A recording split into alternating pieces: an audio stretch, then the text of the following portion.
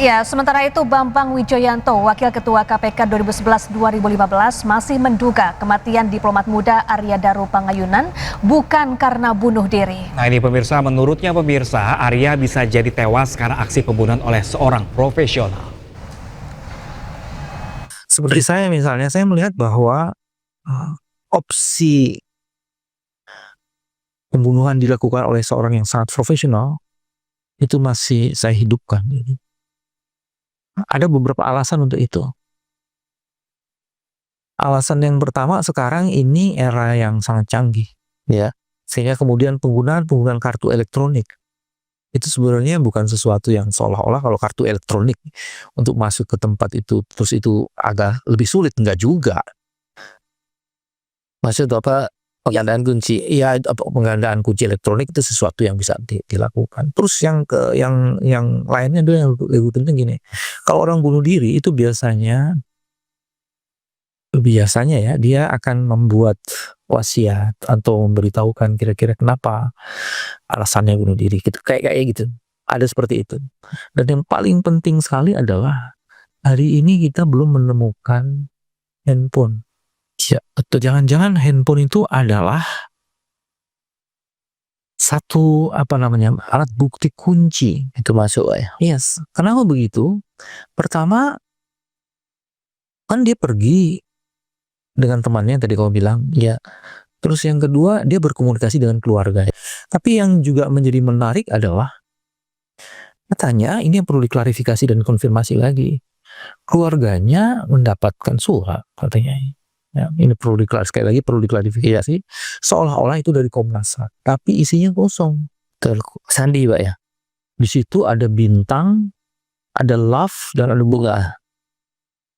Ini kan bisa menimbulkan interpretasi macam-macam, betul, ya kan? Nah, kalau kemudian saya kaitkan dengan tesis mengenai adanya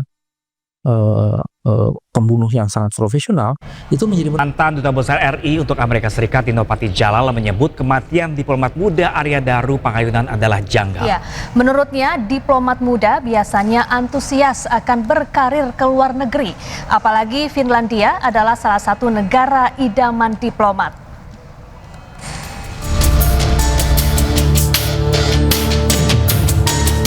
Mantan Duta Besar Republik Indonesia untuk Amerika Serikat Dino Patijalal menanggapi kematian diplomat muda Arya Daru Pangayunan. Dalam video yang diunggah di Instagram pribadinya, mantan Wakil Menteri Luar Negeri era Presiden SBY ini menyebut kematian Arya janggal. Saya bukan polisi dan tidak mempunyai akses terhadap data-data forensik, tapi saya sulit sekali menerima kesimpulan bahwa diplomat muda Arya Daru itu bunuh diri. Pertama, karena metode bunuh diri yang diduga dilakukan oleh Arya Daru itu sangat tidak lazim. Biasanya kalau orang mau bunuh diri itu, dia memilih cara yang konvensional, yang tidak menyengsarakan diri. Kedua, Arya Daru itu akan posting di Finlandia, salah satu posting idaman bagi diplomat Indonesia. Sebagai diplomat, saya paham sekali orang yang mau posting di luar negeri itu merasa sangat antusias, ya, penuh gairah dan gelora hidup karena dia akan membuka lembaran baru dalam hidupnya dan karirnya di luar negeri. Ada sejumlah kejanggalan yang diutarakan Dino Patijalal dalam kematian Arya. Pertama, penggunaan lakban untuk akhiri hidup tidak lazim. Kedua, berdasarkan pengalamannya, Dino menyebut diplomat muda akan antusias hidup dan berkarir di luar negeri. Terlebih Finlandia adalah salah satu negara idaman diplomat muda. Kemudian tidak ada pesan terakhir yang ditinggalkan Arya untuk keluarganya. Keempat, salah satu ponsel Arya hilang. Padahal biasanya seseorang yang hendak mengakhiri hidupnya akan meninggalkan ponsel yang memuat sejumlah informasi penting. Selanjutnya, Dino mempertanyakan tidak adanya sidik jari Arya di salah satu ponsel Arya yang ditemukan polisi. Selain itu, rekaman CCTV yang beredar pun tidak lengkap. Sebelumnya, polisi memastikan tidak ada unsur pidana dalam kematian Arya Daru Pangayunan. Arya meninggal dunia bukan karena aksi pembunuhan, melainkan karena mati lemas akibat lilitan lakban kuning di kepalanya. Tim Liputan iNews melaporkan. Sementara itu pemirsa, Sersan Mayor Christian Namo, prajurit TNI, tak bisa menyembunyikan amarah melihat putranya Pradaluki Syapril Saputra Namo meninggal akibat diduga dianiaya seniornya. Ya, ayah Luki menyampaikan untuk pelaku agar dihukum mati dan dipecat. Kematian Pradaluki membuat seluruh anggota keluarganya terpukul, apalagi Pradaluki baru 2 bulan menjadi tentara.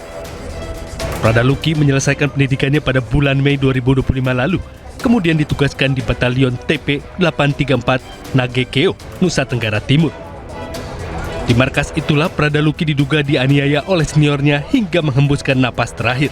Pikul, saya tanggung jawab. Pikul! Pikul! Wah, Pikul! Saya yang komando sekarang. Ini mayat anak saya! Pikul, keluarkan!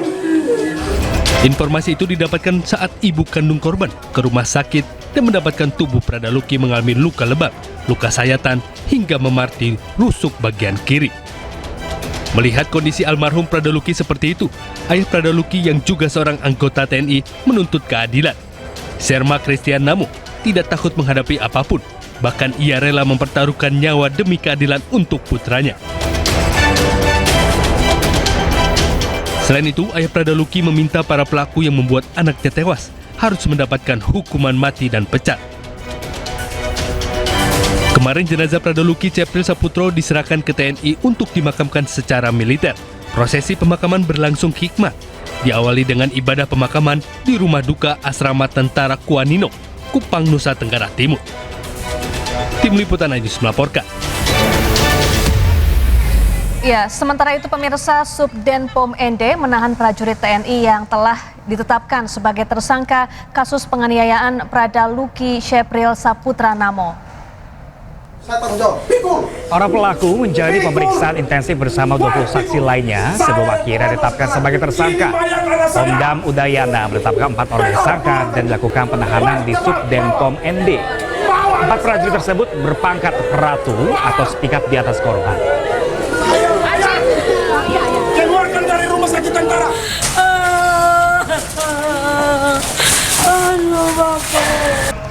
Ya, sementara itu Pram dan pemirsa, 54 pelajar diamankan Polsek Serpong saat hendak tawuran pada malam hari. Ini polisi juga menyita sejumlah senjata tajam hingga bom molotov.